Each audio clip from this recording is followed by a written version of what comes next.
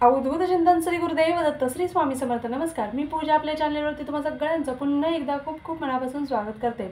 बघा, आता सगळ्यांना माहीत आहे 10 एप्रिल रोजी स्वामी समर्थ महाराजांचा आपला प्रकट दिन आहे. त्यानिमित्त प्रत्येकजण, आपले प्रत्येक स्वामी सेवेकरी, आपले प्रत्येक ताई दादा काही ना काहीतरी सेवा करत असतील असं मी ग्राह्य धरते. कारण बघा, प्रत्येकाची इच्छा असते की आपल्या हातून भरपूर सेवा घडावी किंवा जास्तीत जास्त जितकी सेवा घडेल तितकी सेवा करण्याचा प्रत्येकजण प्रयत्न करत असतात. आता 21 दिवसांची मी सेवा सांगितली होती, ते 21 तारखेपासून प्रत्येकाने सुरुवात केलीच असेल, पण काही कारणास्तव मला शक्य झाली नाही, काही कारणास्तव मी सेवेला बसू शकलो नाही किंवा वेळेअभावी मला ती सेवा करता आली नाही.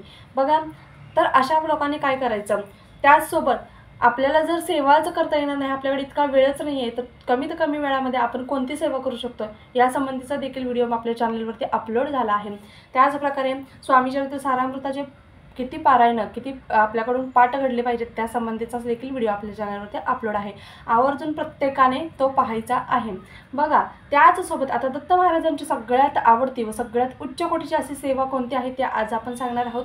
त्यामुळे व्हिडिओ स्किप न करता शेवटपर्यंत पाहायचा आहे. आपल्या चॅनलवर जर कोणी नवीन असेल तर आपल्या चॅनलला लाईक, शेअर व सबस्क्राईब करायला अजिबात विसरायचं नाही आहे.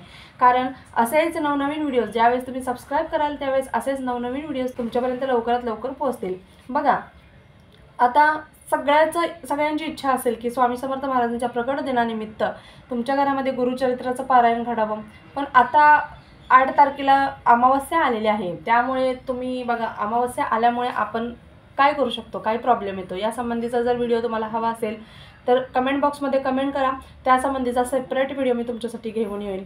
पण जर तुम्हाला संक्षिप्त श्री गुरुचरित्राचं जर पारायण करता आलं, जर तुम्हाला गुरुचरित्राचं पारायण करण्याची इच्छा आहे पण तितका वेळ नाही आहे, कारण बघा त्याच्यात पण भरपूर नियम असतात. जर तुम्हाला इच्छा आहे, खूप इच्छा आहे पारायण आपल्या हातातून घडावं किंवा आपल्या घरामध्ये घडावं, तर तुम्ही आवर्जून संक्षिप्त श्री गुरुचरित्राचे तुम्ही पारायण करा. बघा, ते थोडक्यात आहे.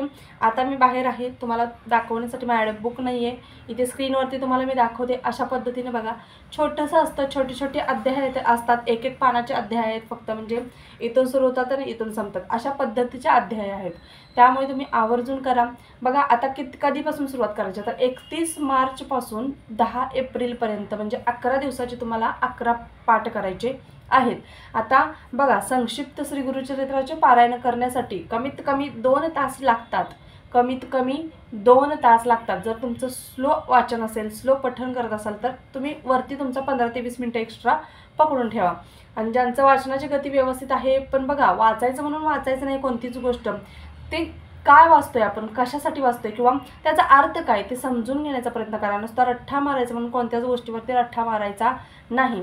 त्याच पद्धतीने बघा, आता जेवढी अध्याय आहेत ना तेवढे संपूर्ण, म्हणजे ते संपूर्ण पुस्तक तुम्हाला त्या दिवशी पठण करायचं आहे. म्हणजे तुमचं एक पारायण घडलं, एक अध्याय नाही वाचायचा, जेवढे अध्याय आहेत तेवढे सगळे अध्याय वाचायचे आहेत, म्हणजे तुमचे सगळं एक पारायण घडलं. असे 11 पारायण तुम्हाला करायचे आहेत. इतकी अतिशय उच्च कोटीची व अतिशय प्रभावी अशी ही सेवा आहे. व बघा, दत्त महाराजांनी आपल्यासाठी ती दिलेली आहे, म्हणजे आपल्या हातून गुरुचरित्राचं पारायण घडू शकलं नाही तर संक्षिप्तमध्ये ते आपल्यासाठी आणलेलं आहे. जर तुम्ही हे केलं तर तुमचे सगळ्यात कठीणातील कठीण कितीही मोठी संकट असू देत, त्या संकटातून तुम्हाला साक्षात दत्त महाराज, आपले स्वामी महाराज तुम्हाला मार्ग दाखवतील, इतकं लक्षात ठेवा.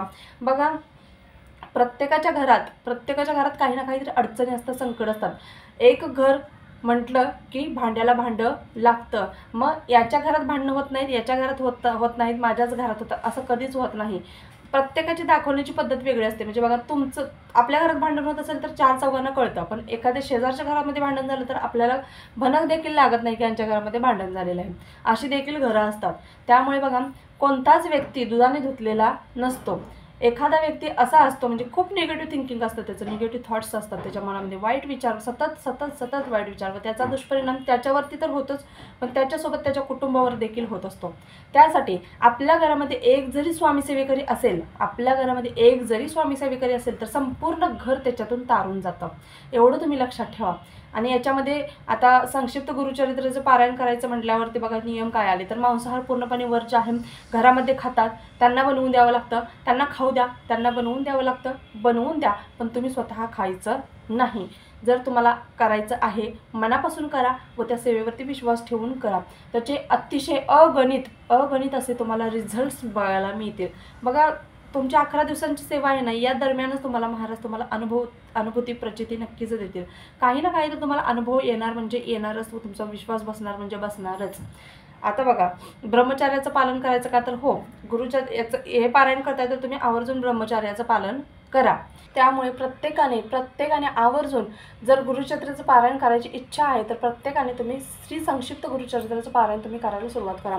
बघा, येत्या 31 तारखेपासून सुरुवात करायची आहे. 31 ते 10 एप्रिल असे 11 पारायण तुमचे होतील, तुमच्या हातून घडतील. बघा, गुरुचरित्राचं पारायण करायचं म्हणजे 7 दिवसात आपलं एक पारायण होतं, पण हे जर पारायण तुम्ही केलं तर तुमचे 11 दिवसात 11 पारायण घडतील व त्याची वेगळीच अनुभूती तुम्हाला अनुभवायला मिळणार आहे. त्याचसोबत बघा, तुम्हाला जसं की मी सांगितलं की स्वामीचरित्र सारामृताचं पारायण प्रत्येकाचं चालूच असेल, पण ज्यांना जमलं नाही, ज्यांची इच्छा आहे पारायण करण्याची, त्यांनी देखील 31 तारखेपासून 10 एप्रिलपर्यंत असे 11 पारायण तुम्ही देखील करू शकता. त्यामुळे जर तुमची इच्छा असेल तर आवर्जून तुम्ही करा.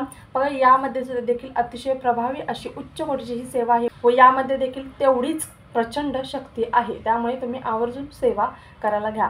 त्याच प्रकारे बघा, प्रत्येकाच्या घरामध्ये दत्तबावणी असेलच. दत्तबावणी ही अतिशय दत्त महाराजांची आवडती व अतिशय उच्च कोटीची अशी सेवा आहे. जर तुम्हाला दत्तबावणी म्हणता येत नसेल तर यूट्यूबला लावून द्या. तुम्ही फक्त श्रवण करा. श्रवण केल्याने देखील तुमच्या जीवनातील भरपूर असे प्रॉब्लेम सुटायला सुरुवात होईल, पण श्रवण तर करायला सुरुवात करा.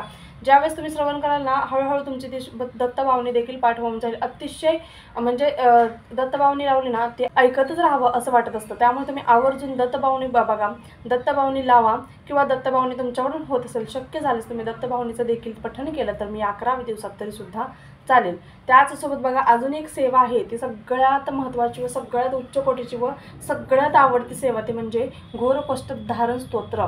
बघा, यावरती देखील मी सेपरेट व्हिडिओ बनवला होता व आत्ताच या महिन्यामध्येच बनवला होता व तो व्हिडिओ आवर्जून बघा. कारण बघा, आपल्या जीवनात कितीही कठीण संकट येऊ दे, बघा, प्रत्येकाच्या घरात काही ना काहीतरी संकट असतं. कोणावरती केस चालू असते, कोणाचं लग्न जमत नसतं, कोणाचं घरातलं व्यसन सुटत नसतं, कोणाच्या घरात दरिद्री आलेली असते, कोणाच्या घरात लक्ष्मी टिकत नसते, कोणाच्या घरात बघा निगेटिव्ह एनर्जीचा वास झालेला असतो, किंवा वाईट शक्त्यांनी आपल्या घरामध्ये वास केलेला असतो, किंवा आपल्या घराला बांधलं गेलेलं असतं.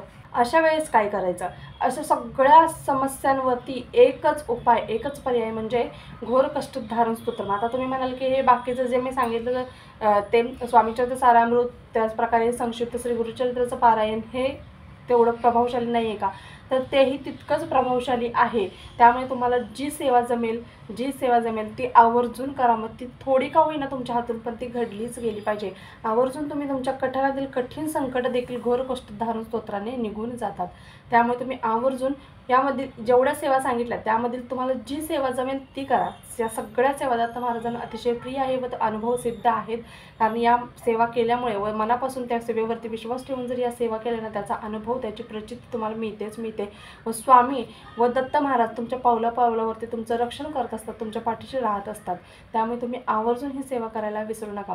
तुमच्या आजूबाजूला तुमच्या नातेवाईकांना देखील सांगा की अशा प्रकारची सेवा आहे, प्रकट दिनानिमित्त आपण थोडीशी सेवा करूया, तू ही कर, मी ही करतो.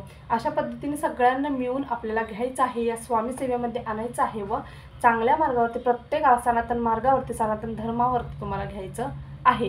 अशा प्रकारे प्रत्येकाने बघा, जोपर्यंत आपण सेवा करणार आहे तोपर्यंत आपल्याला मेवा मिळणार नाही. आधी सेवा मग मेवा. त्यामुळे आवर्जून ही सेवा करा, प्रत्येकाने करा. प्रत्येकाला कळकळीची विनंती आहे, जेवढी होईल तेवढी सेवा करा, पण आवर्जून करा.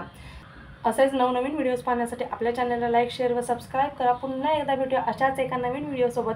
तोपर्यंत झालेली सेवा स्वामींच्या निरोजू करते. श्री स्वामी समर्थ. धन्यवाद.